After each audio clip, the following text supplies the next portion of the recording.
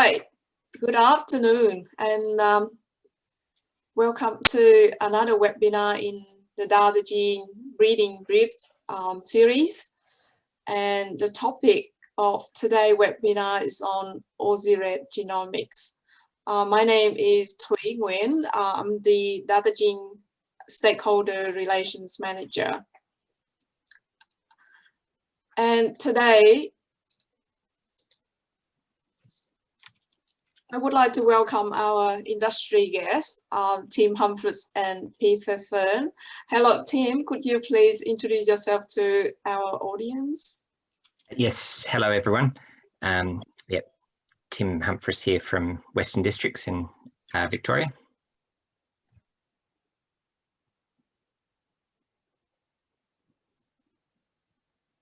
Thanks, Tim. You are on mute, Tim. Yes, sorry, Thuy. What did you want me to? Hello, everyone. Can you please tell the audience what you have on your farm? Oh, yes, sorry. I have been an Aussie Red breeder for 10 or 12 years. We're currently farming in Western Victoria, milking 500 cows. We're using a three-way cross system, although I still have a core of purebred Aussie Reds.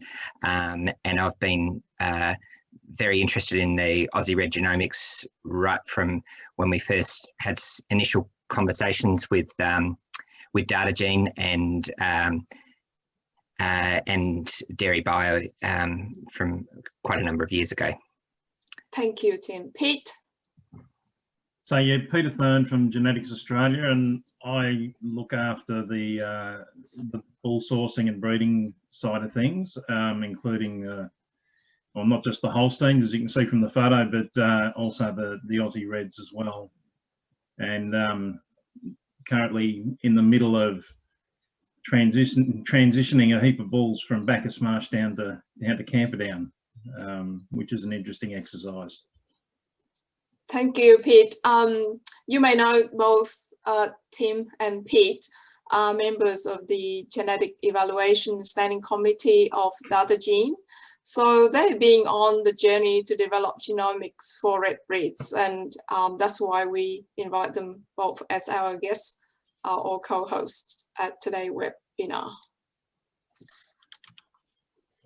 So genomics has been a game changer in Australia and around the world. From its first scientific research published in 2001, about 10 years after that, it started being implemented in dairy cattle at first, but now it's being worldwide applied into other species, including plants and animals as well. So this graph here shows how it has fast-tracked the rate of genetic gain in Holsteins. And you could see that along with genomics, we have a number of products produced, including indices and also some trait that, you know, it only can be done with genomics, for example, heat tolerance or fish safe, for example. For some reason, my clicker doesn't work, so sorry about that. With regarding Australian Red Genomics Evaluation System, it is a new system, and we use a method called single-step genomic evaluation, and this is implemented for the first time in Australia. For Holstein and Jersey, we have used genomic for about a decade, but we use multiple steps approach, and with Aussie Red, this is state-of-the-art or the gold standard method that currently used, and is very appropriate for a population like Aussie Red. Under this system, we use a higher density chip compared to Holstein and Jersey, which have about 64% more markers. So talking about Aussie Red genomics, a lot of questions about which breed actually get genomics. So to be upfront, in the current analysis, we use only pure Aussie Red, which is the genetic code UUUU. We may consider implement for other like Ayrshire or Illawarra, or the combination of these later, but for the purpose of this presentation or our technical notes is on this pure Aussie Red only so far. The traits that have genomics for Aussie Red at the moment are milk, fat, protein, cell counts, and the indices that have these traits and components like PPI, HWI, and ASI. Because these are the ones with regular data collection from her testing. So what animals get ABVGs or genomic breeding values? So certainly genotype bulls and cows, and also relative of genotype animals. Relative of genotype animals get a proportion of the genomics. For example, the parent average for non-genotype animals is the average of the parent genomic breeding values if those parents have the genotype. Aussie Red, as I said earlier, are the first dairy breed in Australia have parents' averages calculated in this way. And this is an outcome of single step analysis.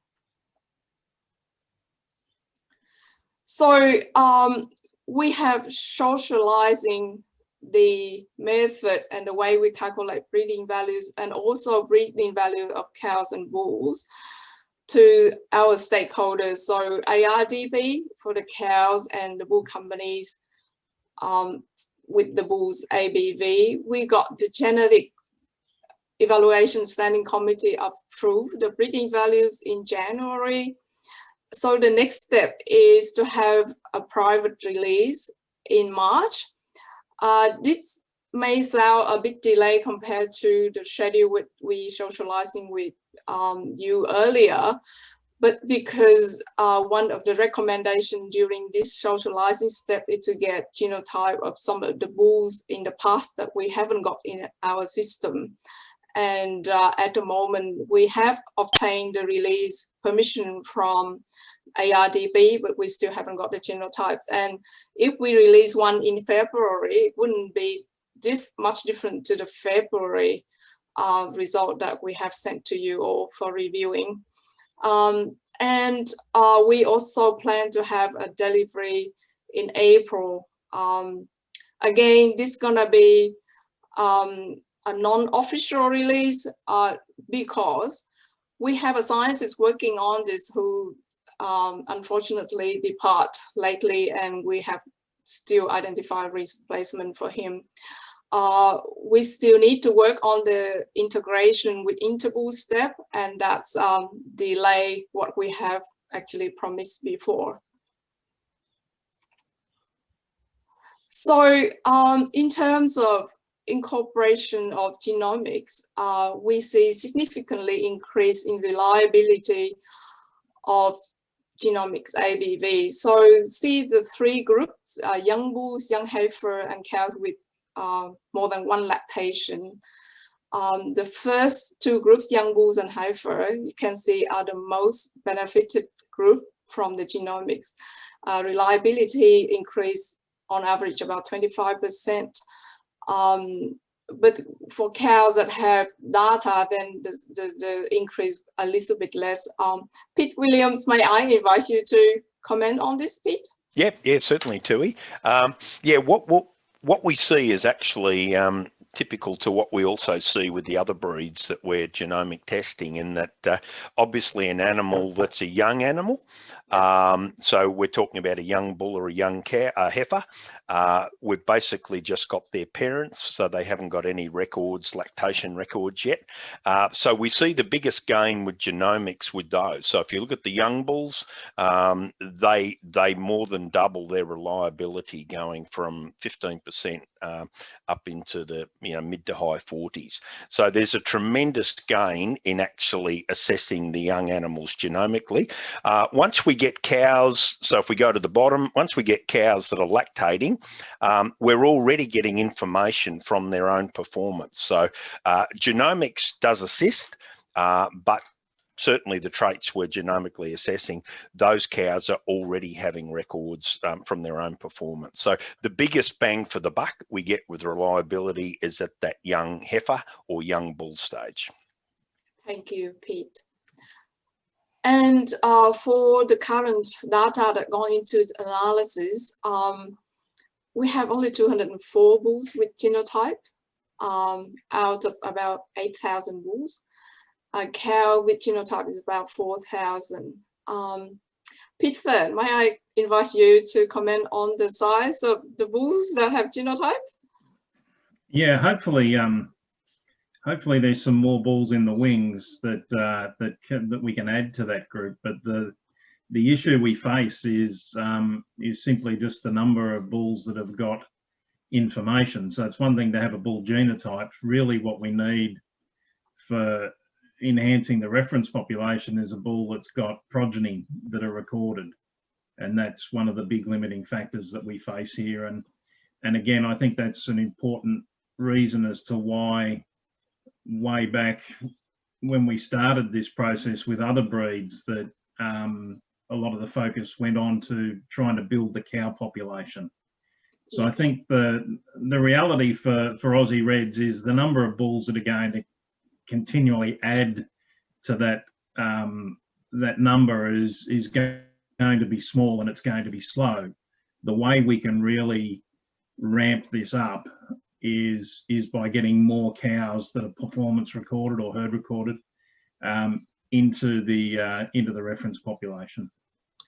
Thanks, Pete. Tim, on the cow side, I am aware that you have three-way crosses, but if we were to expand the analysis to crosses, do you see the future of increasing the size of the cows reference population?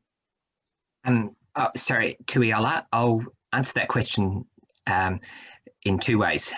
Firstly, which is not really answering your question, but I think the challenge is here for all the Aussie Red breeders to take this technology and add to it. So it's really important that we all try within our own businesses to genotype as many heifers as possible and then herd record those heifers. So that's going to add, as Pete was saying, that's going to add more reliability to our reference set. In my situation, with the technology that we have now, when this is released, is I will be genotyping all my pure Aussie Red heifers. But if we have the opportunity to further down the track to include crossbreds, then I would love to be all my heifers. I will be genomically testing, and I don't. Yeah, and I'm unsure, Thuy, but I gather from your question that that will also add to the reference set as well, even though those crossbred heifers. Yeah, certainly, Tim. That we have a bit of work to do, all sides. Yeah. So yes, I'm really looking forward to when we can do crossbreds. But in the meantime, I'm actively going to participate with my purebred Aussie Red heifers, genotyping them, and then making my decisions on what I do with those heifers and how I breed those heifers based on those results, which will be good for my business. But also, as they come in and be herd tested, that's going to be good for the overall reference set of the Aussie Red genomics. Yeah, it's great. I look forward to seeing genotype of your heifers and interested to see how you are going to use the ABVGs to come out of that as well. Thanks. So the challenges that you heard from the Peter and Tim, certainly we need to genotype more bulls and cows in a wider group of herds, and it's going to help to increase the reliability and also number of the traits that we can evaluate for Aussie Reds as well. Another challenge that DataGene is currently facing is how to integrate with interval information. We have a plan in place, but we haven't got a person to test or execute. So our plan is to have a separate run with our genotype information to obtain ABVs suitable for interval. That's have only one runs, only Aussie Red records and only domestic records. And we adjust for the same environmental effects as in the single step run. In that way, we may be able to integrate datable information into our breeding values.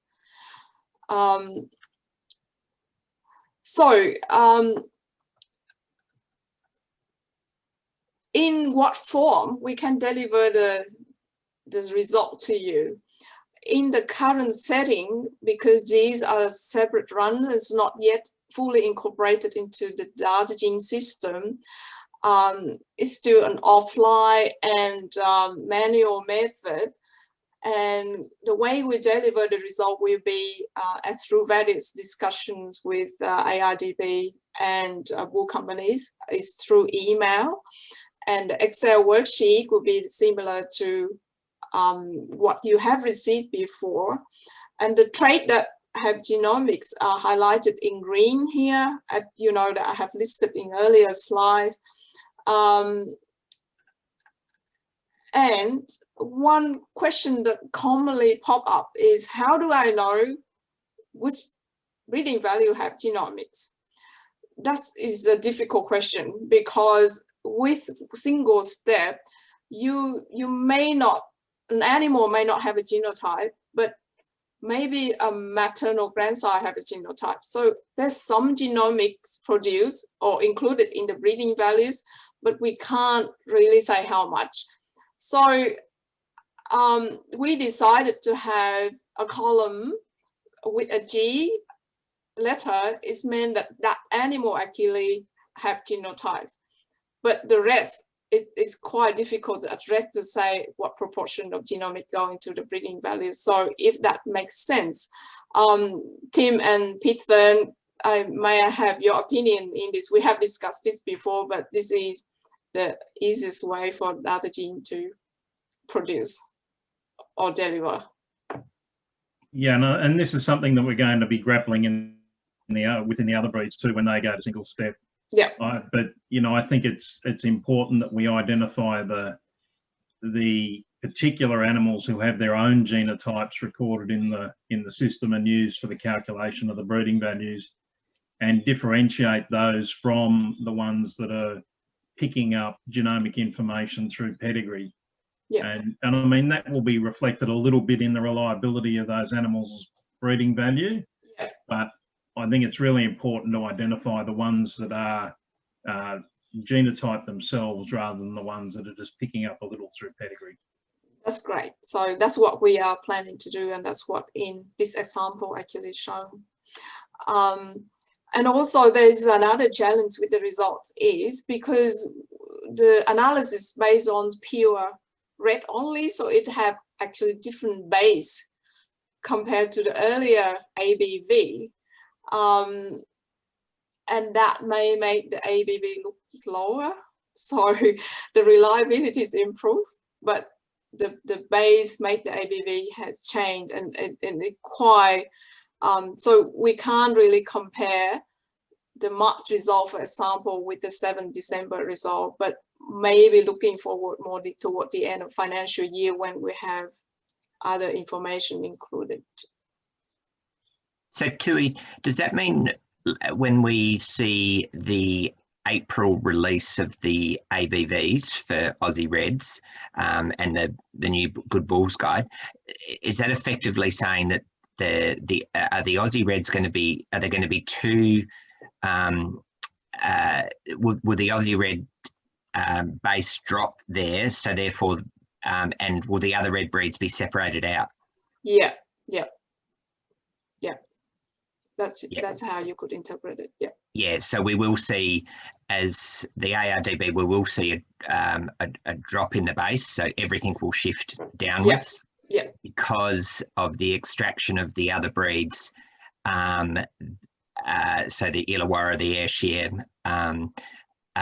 the other red breeds have been removed from the base, so therefore our base is different. Yeah, Correct. And also, Tim, the crossbreds have been removed. So crossbred also been removed. So the crossbreds are actually the reason for the change, is that removing the crossbreds from the base will actually bring it back to the pure UUU or Aussie Red, and it'll just drop it. But the relativities are still the same. So they're within the breed, the comparison is still, top is top, bottom is bottom. It's just that will move slightly with the removal of the crossbred reds. Yes. And the reliability will be better. Better. Yeah. Yes. Yeah. So it doesn't mean that genomics has actually given them a lesser result in terms of genetics. It just means the whole base has moved back slightly. So the top is still the top, but it will appear to be just that little bit lower than what it was previously. Yeah, and this is an unusual occurrence, because normally when there is a base change, it's across all breeds. So all breeds have a base change. Yes. So everything will drop, but in this situation, it's just going to be the Aussie Reds that are going to notice, that are going to experience a base change, and hence will notice a change. Correct. Yes. You could say it's not so much a base change, but a new base. Yes. Yeah. Sorry, Peter. Yeah. A new base. Thank you. So genomic testing females, you probably also heard this in earlier webinars, but it doesn't hurt to reiterate. That can be useful parentage verification, calf rearing, selling decisions, AI decisions. For example, you can help to allocate high BBI size over the top and middle BBI cows, or the use of sex semen for early calf cow in good condition and aren't too old, or use cheaper semen or beef semen in the bottom cow. So, Tim, I'm interested in your view on how do you use your genomic testing results at your herd. So I haven't got to that stage yet, but certainly that will be, I'll be using sex semen over my high BPI heifers, and it may also result in, I'll have surplus animals, so there may be some of the lower, that still be good quality animals, but the lower BPI animals may be sold for dairying. Yes, so at this stage, I don't think I'll use beef semen. I'll continue to get as many dairy replacements as possible, and then choose to either keep them or sell them based on their results. Yep.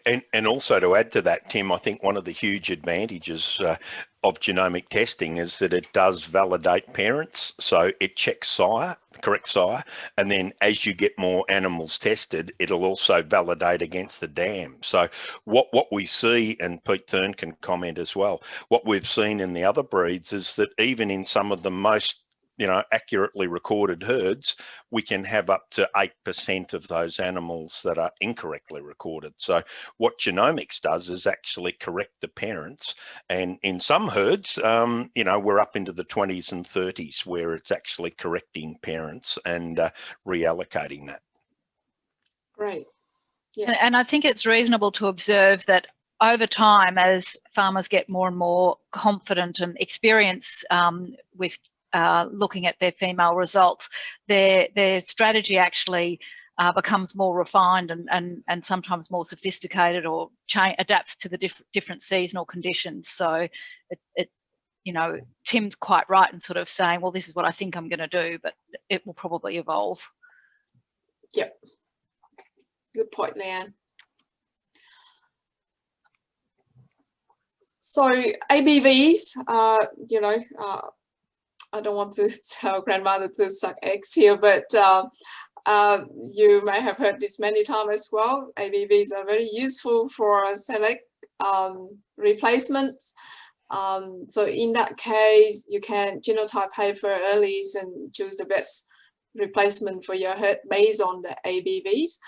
And it gives your business options to grow for growth, increase livestock revenue, or prioritize the keeper, and provide you with confidence to who is who.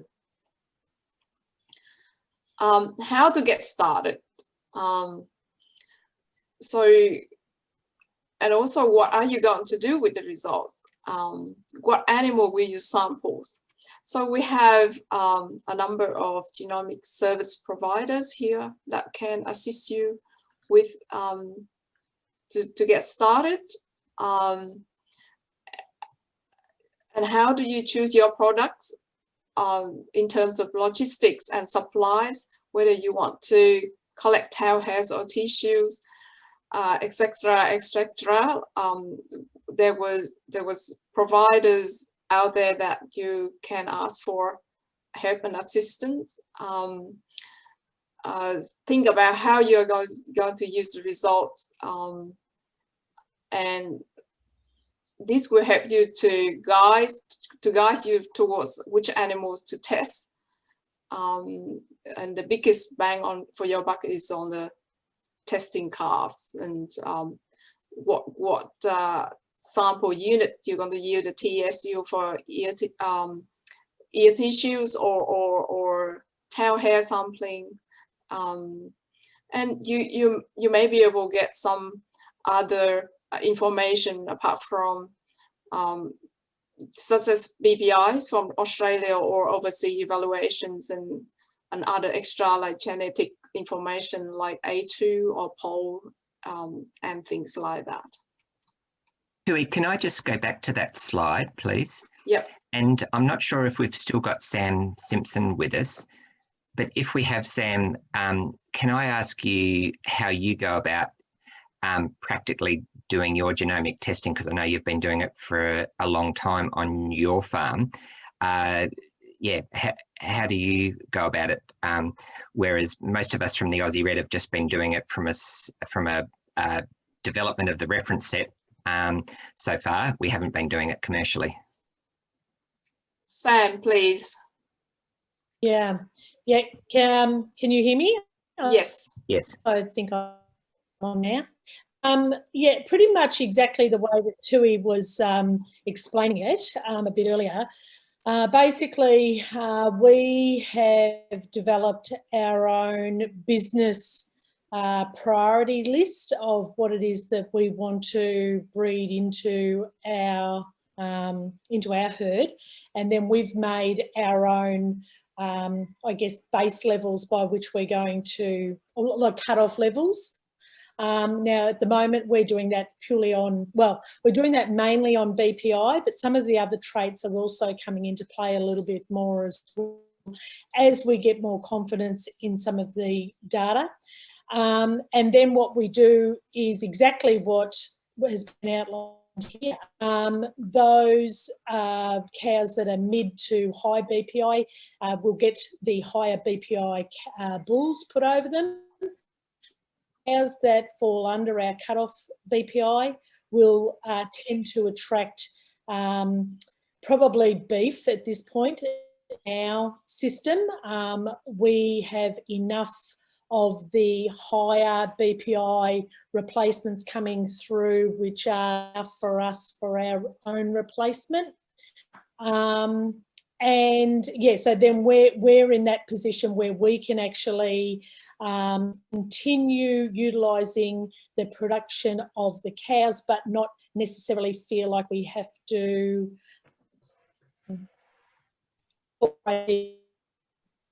our herd. Yeah. Um, and just Sam, and that gives us a bit more of an opportunity to. Sorry, go ahead, Pete. I was going to say, just the sampling of the calves is a really simple process, isn't it? Like, just take us through what you do. It's not hard now, is it? Without, yeah. No, not at all. And I know that there's a lot of people that feel that the sampling part is quite onerous, but realistically, the sampling can be incorporated into animal health things. We incorporate it when we're doing disbudding of the calves, and it's a very, very simple process. We moved from doing tail hair samples a number of years ago to now doing tissue samples through just taking a sample out of the ear, and that the hole that's created for the sample is where the put into. So you're really not doubling up on labour. It's a very, very simple process. If you can put an ear tag in, you can take an ear sample. And yeah, it's just you've got it sort of, you can do it in batches. It's not an onerous task. It really is very simple to do. And then you just check it off against your registrations that you've got everybody that you need to do. And, you know, if you have missed somebody, it's really only a very simple process. Catch 1 or 2 calves or passed on between sampling, and when you get your things into either the one of the organisations that do. Yeah, and you too, Sam. No, look, it is really good thing. I think the thing though, the key thing. I was just going to say, the key thing that I think that you need to really be prepared to do is use the results. And that was that first point on Thu's slide there. What are you going to do with the results? And like anything, it's we get as farmers, we get a lot of information come over our and through our computer screens and on our phones. And I think that you need to have a really clear idea of what it is that you're going to do with those results and how they could be incorporated into your business. And realistically, that's as simple as sitting down with somebody like you, Pete Williams, or speaking to the counterparts in Holstein, Australia or Jersey, Australia, as to how that can be utilised in your system. Once you got that nutted out, it really is a pretty easy system to then sort of just utilise the data as it comes through. It's got easier and easier for us every year that we've been doing it. It now really doesn't take very much time at all. Oh, thanks, Sam.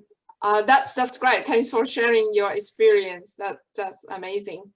I might move to the next slides here.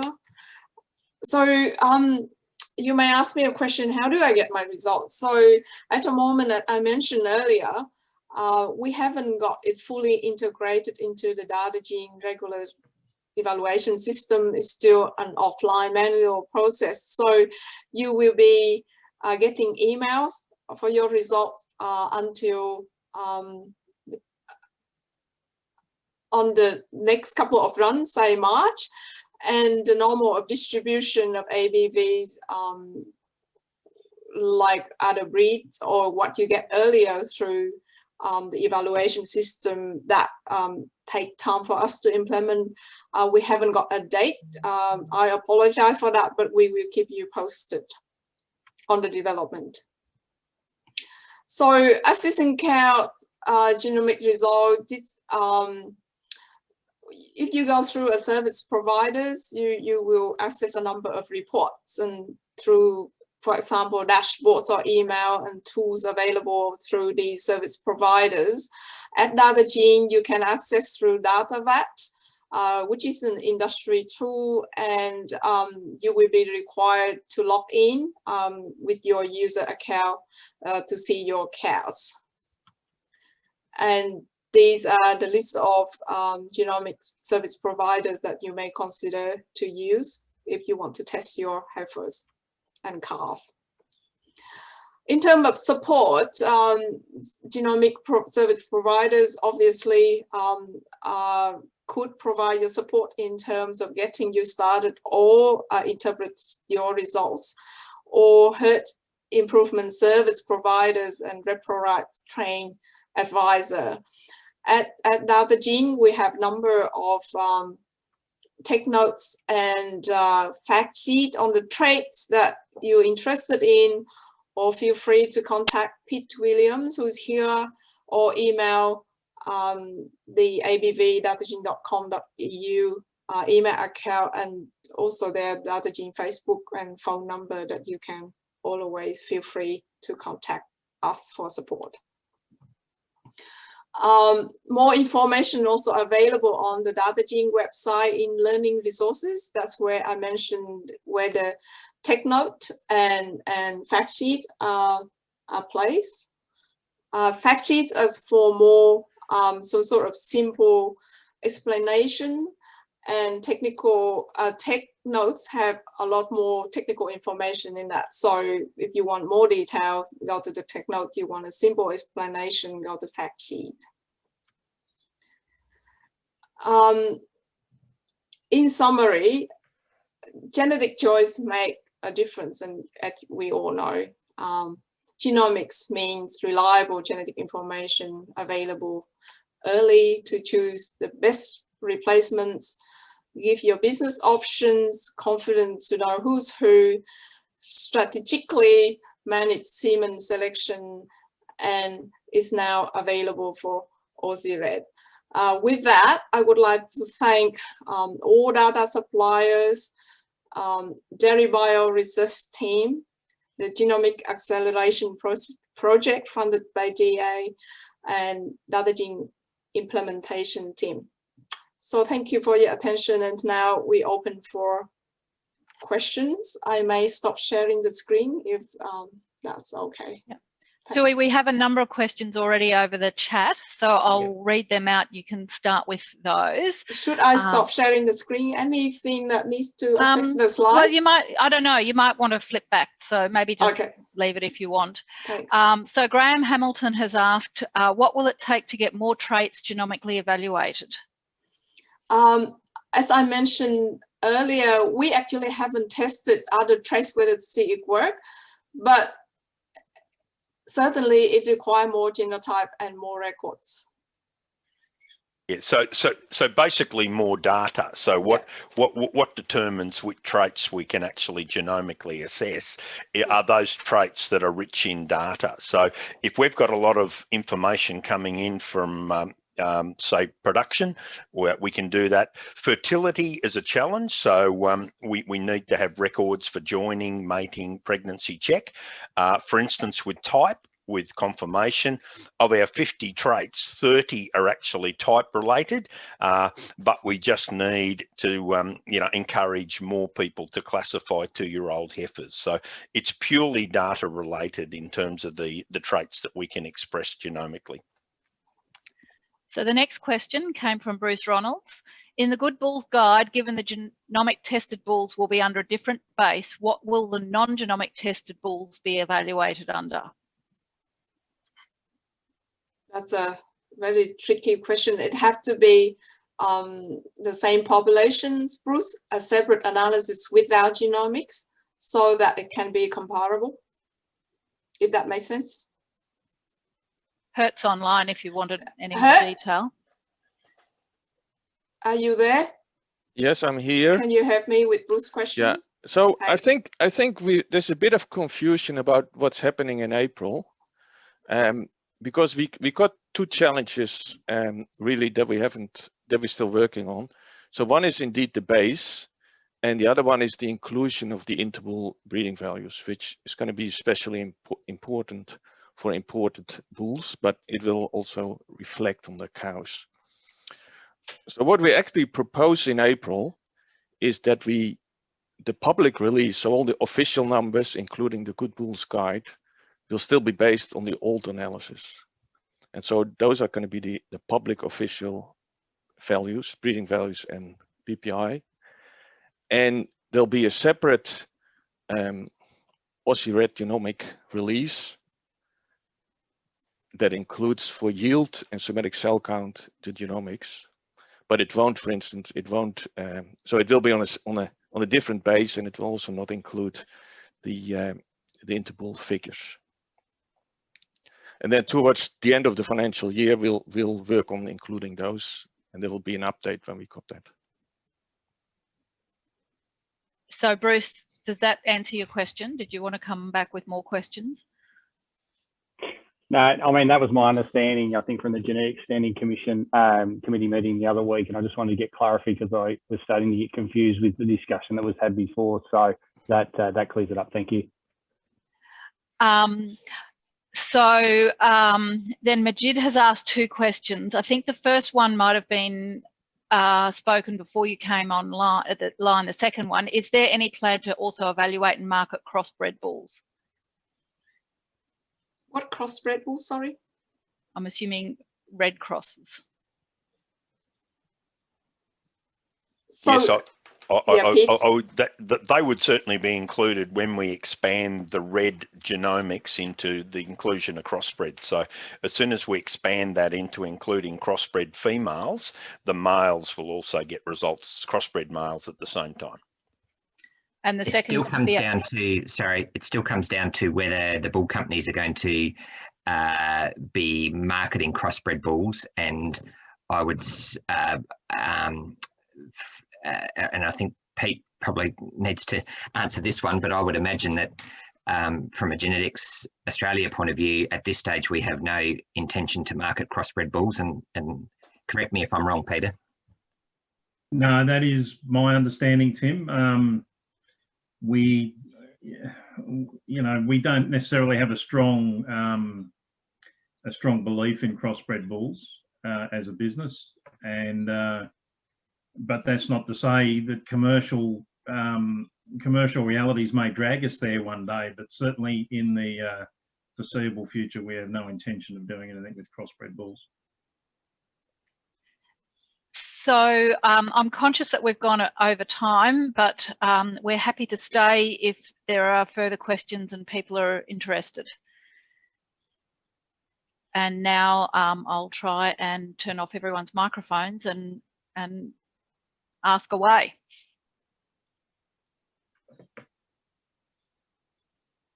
I've just got maybe one comment, Leanne.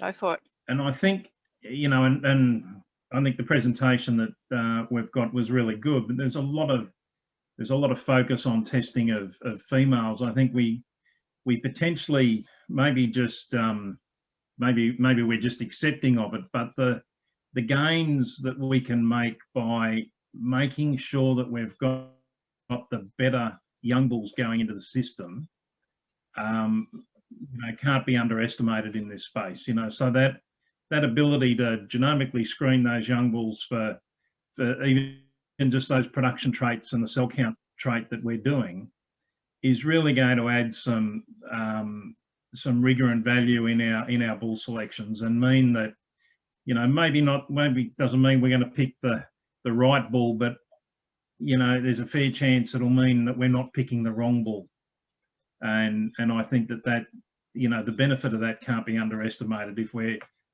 we're identifying the dud bulls earlier and not letting them soak up that resource, or that very limited resource that we have, then that's got to be a really good thing. And I think to support that, Pete, too, from a female point of view, if you look at what farmers, the costs of actually getting a calf from virtually a calf born to the shed, we're looking at least $1,700, $1,750 now and higher. So, to identify the females early that aren't going to cut the mustard, or, aren't rank as highly, there's a great opportunity for farmers to identify that early, divert them to another use, and there's huge savings, as we're seeing in the other breeds, in farmers actually making that selection decision early without taking those heifers right through to the dairy. We have another question on chat. What constitutes a pure Aussie Red versus a crossbred when there are UU bulls that are as high as 75% and others that are a mix of several breeds? Just wondering why the UU coated bulls are included, but crossbreds need more work. as high as 75% HF that should have red. Oh. Heard. Yeah, so the reason that the research has been done just on the bulls with for use is that there was a considerable population, still on the small side, but a good group of animals to do the work on. And there were fewer animals, and far fewer animals with the crosses, which makes it very difficult to actually do any QA on those breeding values to see that they make sense. I think based on various discussion, and I think also on today's, we're definitely looking at expanding an analysis to more crosses within the red group sooner rather than later. I'm just going to add in there, Hert, because I think I know where Michael's question is coming from. Michael, it really relates to the fact that the reference set has been built around UU bulls, so UU coded bulls. So when we talk about crossbreds, I know you're saying a crossbred is something that might have 25% Holstein in him, even though he's still coded UUUU. So what Herd is talking about is, in my case, a Aussie Red Holstein Jersey cross, so we need to take the cross, we needed to take the crossbreds, the true crossbreds out of that, but the reference set is built on anything that is coded UUUU. Does that make it? Is that okay to explain it that way, Hert? Yeah, you got that right, Tim. Yeah. Yeah, Tim, I was just I'm just thinking ahead in terms of the Illawarra being a similar situation as a breed, and then also to the conference in Mount Gambier nearly 2 years ago where there was some discussion on crossbreed, like not crossbreed, but genomics that were useful for crossbreeds. I'm trying to, if that makes sense. I'm just, obviously, if you've got other breeds within that system, I was just trying to get my head around how that could then work as an expansion and potential for it, I suppose, rather than, I'm not trying to be the devil advocate by any means. Just trying to think of the potential, I suppose, for going forward and how it all works. I might be wrong here, and this might be more something for Hert to comment on, but I think the fact that they've chosen to use the higher density chip for this project probably lends itself to the incorporation of other sort of related breeds like Illawarra. Would that be a true statement, Hert? Yeah, that's definitely true. And so I think when we talk about crossbreds, in my mind, there's two different types of crossbreds. One is the crossbreds within the red breed group, so including the Illawarra and the Dairy Shorthorn, as well as the Ayrshire and the Aussie Reds. So that's one group, and the current analysis, I think, could be expanded to include those, and indeed take advantage of that higher density. The next step, and that's more complicated, if we start talking about crosses with Jerseys and Holsteins as well, and we're working on that, but that's a more complicated proposition, and there the higher density chip certainly plays a role. With the crossbreds, the two groups that you described, Hert, the challenge in there could be the combination of how much pure and how much crossbreds in the gender type population to make it work. Yeah. So the challenge, for instance, is that when you do a crossbred analysis, including Holstein crosses, it's helpful to have purebred Holsteins in the analysis as well at the same time. But if you've got too many Holsteins, then you sort of you lose all the effects from the other breeds. So the challenge is really about using the various breeds wisely in the analysis, and in that way get the best for the various crosses. So that's not a simple recipe. It's a matter of trial and error there, and it needs the numbers as well. At the moment, it would be very hard to do a prediction for, say, Holstein Illawarra crosses and have enough animals to check the quality of that prediction. Do we have any other questions from the floor?